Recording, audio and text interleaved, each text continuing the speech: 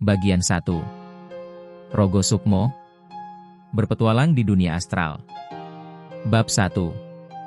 Perjalanan astral yang pertama. Pagi itu, tanggal 1 November 1979, aktivitas berjalan normal. Aku bangun pukul 7 pagi, mengerjakan kebiasaan rutin di pagi hari lalu naik bus menuju Universitas Minnesota.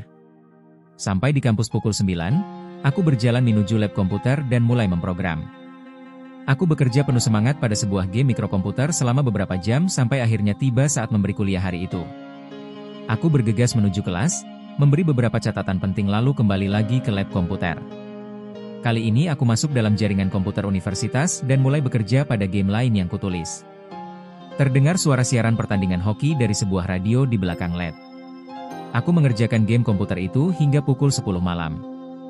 Setelah 12 jam untuk mengerjakan pemrograman, aku mulai lelah dan lapar. Aku belum makan semenjak sarapan pagi tadi.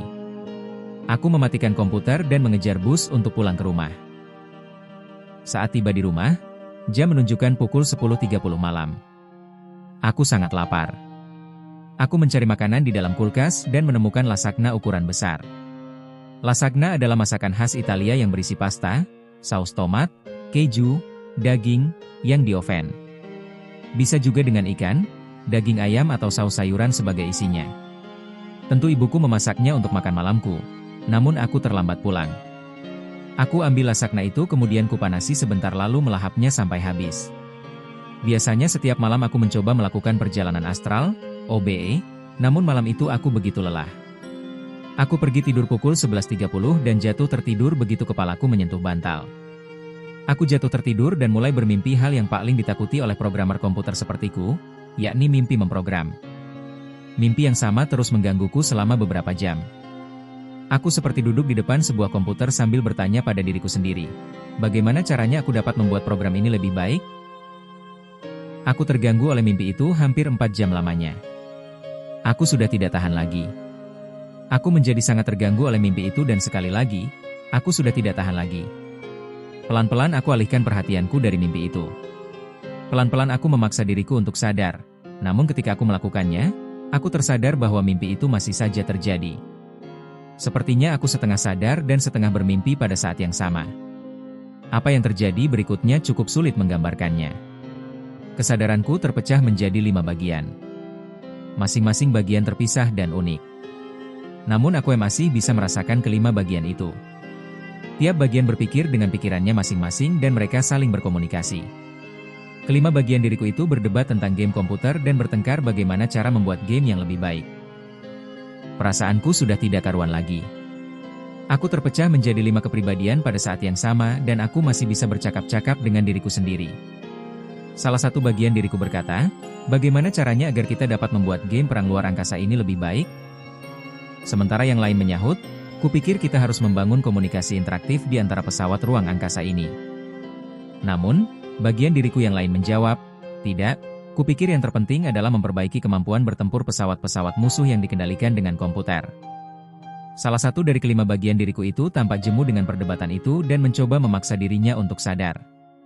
Sekarang aku sadar, aku begitu takjub dengan apa yang sedang terjadi. Aku tersadar dan terpecah menjadi 5 bagian dan tiap bagian saling bercakap-cakap. Pada awalnya aku mencoba untuk mengikuti percakapan itu, namun sesuatu yang aneh terjadi. Semakin aku tersadar, kelima bagian diriku bercakap-cakap dengan cepat. Aku mencoba tetap mengikuti percakapan itu, namun percakapannya menjadi semakin cepat.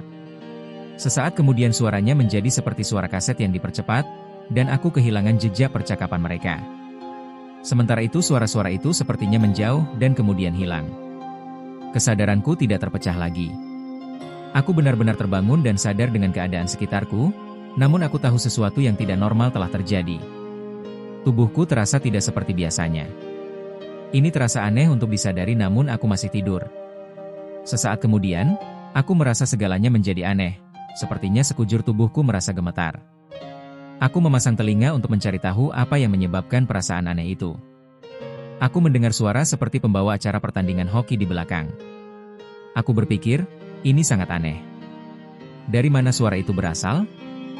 Aku menduga suara itu berasal dari kamar mandi tempat aku menyimpan sebuah radio kecil. Tapi suara itu terdengar lebih keras. Tentunya radio itu berada lebih dekat dengan kamar tidurku. Aku menduga radio itu diputar di kamar tamu, yang bersebelahan dengan kamar tidurku. Namun hal itu tak masuk akal, sebab tak ada radio di kamar tamu itu. Di samping itu, suara radio itu terdengar sedikit lebih keras. Suara radio itu sedikit lebih keras dari stereoku, namun aku ingat aku sudah mematikannya sebelum tidur. Selain itu, ketika aku lebih cermat mendengarkan, suara pembawa acara pertandingan hoki itu terdengar lebih keras dari stereoku. Ketika aku mendengarkan lebih lama, suara pembawa acara pertandingan itu meninggi semakin keras seperti ada seseorang yang membesarkan volumenya. Aku mulai ketakutan ketika suara itu semakin mengeras sampai akhirnya telingaku terasa sakit dan aku sudah bersiap untuk berteriak kesakitan. Tiba-tiba suara itu berhenti dan aku merasakan keheningan total. Perasaan aneh lainnya muncul. Aku merasa seperti terpisah dari tubuhku, meski aku masih menggunakan tempat yang sama. Aku memutuskan untuk mencoba keluar. Aku telah membaca beberapa buku tentang OB. Beberapa di antaranya memiliki teknik yang cukup bagus untuk memisahkan kesadaran dari tubuh, namun tak ada satupun yang menceritakan apa yang harus dilakukan setelahnya. Bagaimana caranya aku melepaskan diri dari tubuhku yang terbaring? Karena aku berada dalam tubuh astral dan gravitasi tidak berpengaruh padaku, maka aku tidak jatuh menimpa badanku. Badan astralku dapat menembus benda-benda fisik. Jadi aku tidak bermaksud memegang sesuatu untuk menarik diriku keluar. Aku juga tidak berpikir mendorong diriku keluar. Aku memikirkan masalah itu selama beberapa menit. Lalu aku meneliti badan fisikku dan tampak padat pada sisi luarnya. Bagian luar badanku seperti tabir berwarna abu-abu. Badan fisikku seperti sebuah botol, padat di luar, namun berongga di dalam. Aku seperti cairan yang berada dalam sebuah botol, cair dan elastis. Namun tidak ada jalan keluar dalam botol itu. Pertama aku mencoba memutar diriku dalam badan fisikku sehingga aku dapat bergerak naik mencapai perut. Aku menggerakkan lengan astralku keluar dari lengan fisikku, seperti saat melepas sweater yang ketat. Lalu aku terus memutar hingga berada dalam kurungan tulang-tulang iga. Aku menggerakkan lengan astralku ke atas dan mencoba menggapai-gapai, mencari jalan menembus perut. Aku terus menggapai dan menggapai, namun ada satu penghalang, satu kekuatan yang terus menahanku. Semakin keras aku berusaha, tampaknya semakin tipis kemungkinan untuk bergerak. Aku berusaha bergerak sedikit beberapa saat namun akhirnya aku menyerah dan terbaring kembali. Aku memutuskan untuk mencoba jalan lain. Aku mengangkat kedua kakiku ke atas kepala, dan menggulingkan tubuh astralku ke belakang kepala dan akhirnya aku keluar dari badan fisikku. Aku merasa bebas dan ringan. Aku ingin mengapung pelan ke atas atap. Dengan pikiran itu aku mulai mengapung dengan tenang ke atas. Lalu aku melihat sekeliling dan berpikir tentang tujuanku selanjutnya. Wah, bagaimana bila aku jatuh dari atas sini? Sesaat setelah pikiran itu melintas di benakku, aku jatuh kembali dalam badan fisikku dan menyatu kembali. Kemudian aku jatuh tertidur. 1 atau 2 menit kemudian aku terbangun dalam badan fisikku. Dengan perasaan tak percaya aku bertanya pada diriku, apakah ini semua halusinasi? Apakah aku hanya bermimpi? Tidak. Hal ini sangat nyata. Aku berguling ke samping dan melihat pada jam, tepat pukul 3.45 pagi. Aku mengingat kembali seluruh kejadian tadi selama 3 atau 4 menit, sehingga aku tidak akan lupa menulis semua detail setelah bangun nanti. Selama mengalami kejadian itu aku benar-benar bisa bersikap tenang, sabar dan dapat mengendalikan diri. Itu yang dapat aku lakukan hingga akhirnya aku jatuh ke dalam badan fisikku. Sekarang aku merasa aman dalam badan fisikku. Aku merasa sepenuhnya sadar terhadap segala kejadian. Sesungguhnya aku benar-benar berada di luar tubuhku. Semakin aku berpikir tentang hal itu, semakin menakutkan rasanya. Hatiku masih dipenuhi rasa senang, namun aku lebih lelah dari biasanya. Jadi aku berusaha menenangkan diri dan kembali tidur. Hal berikutnya yang aku ketahui adalah aku mulai bermimpi tentang percakapan komputer sekali lagi. Untuk saat ini aku benar-benar sadar apa yang sedang terjadi dan dengan tiba-tiba badan astralku keluar dari badan fisikku. Seperti sebelumnya, aku terpisah dari badan fisikku namun masih terbaring di dalamnya. Aku tidak memutuskan segera bangun dan berjalan keluar badan fisikku, namun aku tidak ingin menyia-nyiakan kesempatan menjelajah. Aku memutuskan melakukan beberapa percobaan sementara aku masih berada dalam badan fisikku. Percobaan pertama cukup sederhana, aku ingin tahu apakah aku dapat mengangkat lengan astralku dan melihatnya.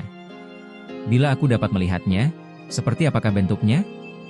Lalu aku merentangkan lengan astralku ke atas pundak dan melihatnya. Lengan astralku terlihat dan sepertinya normal dan alami. Lengan astralku tampak seperti biasanya, dan setelah menggoyangkannya beberapa kali aku menyadari bahwa aku tertarik kembali ke dalam badan fisikku. Aku berpikir, tak ada yang aneh dengan hal ini, keadaanku cukup baik. Aku tidak berada di luar badanku, betapa bodohnya aku. Aku mencoba untuk merendahkan lenganku, namun aku tidak bisa. Sepertinya lenganku ditahan oleh suatu kekuatan. Aku memaksa mendorong lenganku agar berada pada posisinya semula. Namun, semakin keras aku mencoba semakin kuat pula kekuatan yang menahannya. Aku hanya dapat menggerakkannya sejauh 2 inci. Selanjutnya aku benar-benar panik. Aku menggunakan seluruh tenaga yang kumiliki untuk melawan kekuatan itu. Dengan seluruh tenaga yang kumiliki aku memaksa lenganku kembali pada posisinya. Sesaat aku kehilangan kesadaran dan kembali pada kesadaran tubuhku.